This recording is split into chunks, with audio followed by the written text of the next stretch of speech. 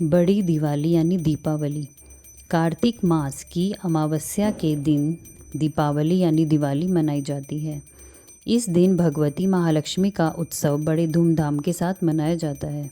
जिस तरह रक्षाबंधन ब्राह्मणों का, दशहरा क्षत्रियों का, होली श्रद्धों का त्यौहार है, उसी प्रकार दिवाली वैश्यों का त्यौहार माना जाता है। परंतु भारतवर्ष महान देश होने के कारण चारों बड़े बड़े त्योहारों को सभी हिंदू मानते हैं, चाहे वह कोई भी वर्ण के क्यों न हो।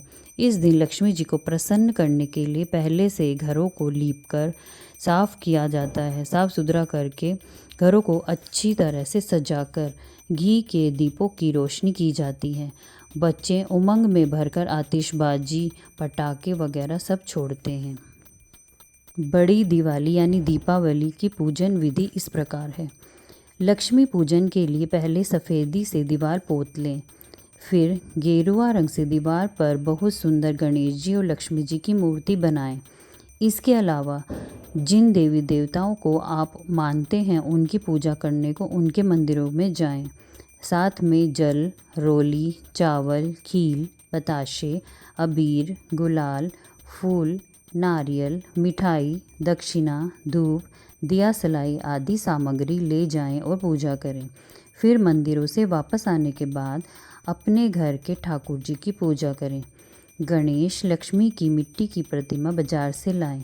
अपने व्यापार के स्थान गद्दी पर वही खातों की पूजा करें और हवन कराएं। गद्दी की पूजा और हवन करने के लिए पंडित जी से पूछकर सामग्री इकट्ठी कर लें।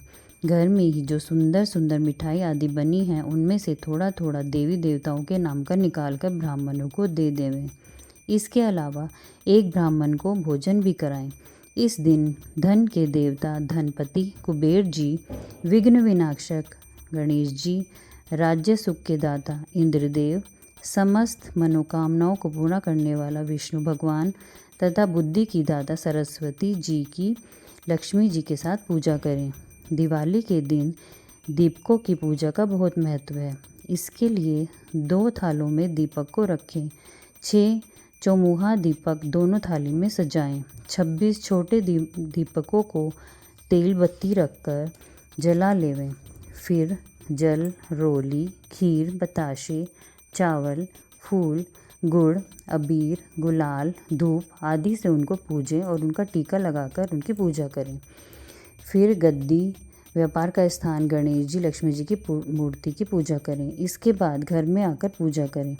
पहले तो पुरुष पूजा कर लें, फिर स्त्रियां पूजा करें। पूजा करने के बाद दीपकों को घर में स्थान स्थान पर रख दें। एक चौमुखा और छोटे दीपक गणेश लक्ष्मी के पास रख दें। स्त्रियां लक्ष्मी जी का व्रत करें। इसके बाद जितनी श्रद्धा हो उतने रुपए बहुओं को दें। घर के सभी छोटे माता पिता सभी बड़ों के पैर छुएं और आशीर्वाद लें। जहाँ दीवार पर गणेश लक्ष्मी बनाए हैं वहाँ उनके आगे एक पट्टे का एक चौमुखा दीपक और 6 छोटे दीपक में घी बत्ती लगाकर रख दें और रात्रि के 12 बजे तक पूजा करें। दूसरे पट्टे पर एक लाल कपड़ा बिछाएं।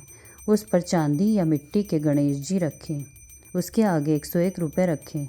एक बर्तन में 1 सेर चावल, गुड़, 4 केले, दक्षिणा, मूली, हरी गवारफली, 4 सुहाली, मिठाई आदि गणेश लक्ष्मी के पास रखें। फिर गणेश लक्ष्मी, दीपक, रुपए आदि सबकी पूजा करें। एक तेल के दीपक पर काजल पाड़ लें, फिर उसे सभी स्त्री पुरुष अपनी आंखों में लगाएं। दिवाली पूजन की रात को सब जब सोकर उठते हैं उससे पहले स्त्रियां घर से बाहर सूप बजाकर गाती फिरती हैं। इस सूप पीटने का मतलब यह है कि जब घर में लक्ष्मी जी का वास हो तो दरिद्र को घर से निकाल देना चाहिए। उसे निकालने के लिए ही सूप बजाती फिरती हैं। साथ ही दरिद्रता भी चली जाती है। फिर घर में आकर स्त्रियां कहती हैं कि इस घर से दरिद्र चला जाए। हे लक्ष्मी जी, आप निर्भय होकर यहाँ निवास करिए। वो लक्ष्मी मैया की जय। दिवाली मनाने के संबंध में बहुत सी कथाएं हैं। कहा जाता है कि इस दिन भगवान ने राजा बलि को पाताल लोक का इंद्र बनाया था। तब इंद्र ने बड़ी प्रसन्नतापूर्वक दिवाली मनाई कि मेरा स्वर्ग का सिंहासन बच जाए। इसी दिन समुद्र मंथन के समय क्षीर सागर से लक्ष्मी जी प्रकट हुई थी और भगवान को अपना पति स्वीकार किया था। जब श्री रामचंद्र जी लंका से वापस आए तो इसी अमावस को उनका राशितिलक किया गया था। इसी दिन राजा विक्रमादित्य ने अपने संवत की रचना की थी। बड़े बड़े विद्वानों को बुलाकर मुहूर्त निकलवाया था कि नया संवत चैत्र सुदी प्रतिपदा से चलाया जाए। इसी दिन आर्य समाज के संस्थापक महर्षि दयानंद का भी निवारण हुआ था। बोल लक्ष्मी मैया की जय। लक्ष्मी जी की कहानी। एक साहूकार की बेटी थी। वह रोजाना पीपल सींचने जाया करती थी।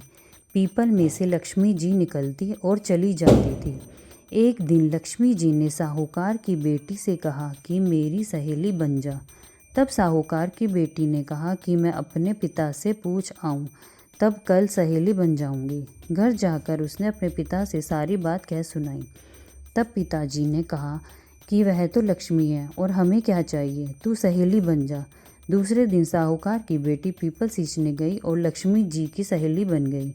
एक दिन लक्ष्मी जी ने साहूकार की बेटी को जीमने का न्योता दिया। जब साहूकार की बेटी लक्ष्मी जी के यहाँ जीमने गई तो लक्ष्मी जी ने उसको ओढ़ने के लिए शॉल दुशाला दिया। सोने की चौकी पर बैठाकर सोने की थाली में अनेक प्रकार के भोजन कराए। जब साहूकार की बेटी खा पीकर अपने घर के लिए लौटने लगी तब लक्ष्मी जी ने उसे पकड़कर कहा कि मैं भी तेरे घर जीमने आऊँगी। तब उसने कहा अच्छा आ जाना। घर आकर वह रूठकर बैठ गई। साहूकार ने पूछा कि लक्ष्मी जी तो भोजन करने आएंगी और तू उदास होकर क्यों बैठी है।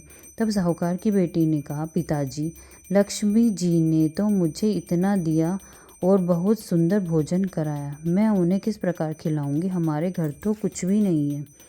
तब साहूकार ने कह दिया कि जो अपने से बनेगा वही खातिर कर देंगे, परंतु तू गोबर मिट्टी से चौका देकर सफाई कर ले, चौमुखा दीपक बना ले और लक्ष्मी जी का नाम लेकर बैठ जा। उसी समय एक चील किसी रानी का नौलखा हार उठाकर लाई और साहूकार की बेटी के पास डाल दिया। साहूकार की बेटी ने उस हार को सोने की चौकी, सोने की थाल, शाल दुशाला और अनेक प्रकार के भोजन की तैयारी करी। फिर आगे आगे गणेश जी और लक्ष्मी जी साहूकार की बेटी के यहाँ आ गए। साहूकार की बेटी ने लक्ष्मी जी से सोने की चौकी पर बैठाने को कहा। लक्ष्मी जी ने बैठने को बहुत मना किया और कहा कि इस पर तो राजा रानी बैठते हैं। तब साहूकार की बेटी ने लक्ष्मी जी की बहुत खातिर की। इससे लक्ष्मी जी बहुत प्रसन्न हुई और साहूकार के घर बहुत धन दौलत हो गई। हे लक्ष्मी माता, जैसे तुम साहूकार की बेटी की चौकी पर बैठी और धन दिया वैसे सबको देना। बोल लक्ष्मी मैया की जय। बोल विष्णु भगवान की जय। बोल सभी देवताओं की जय।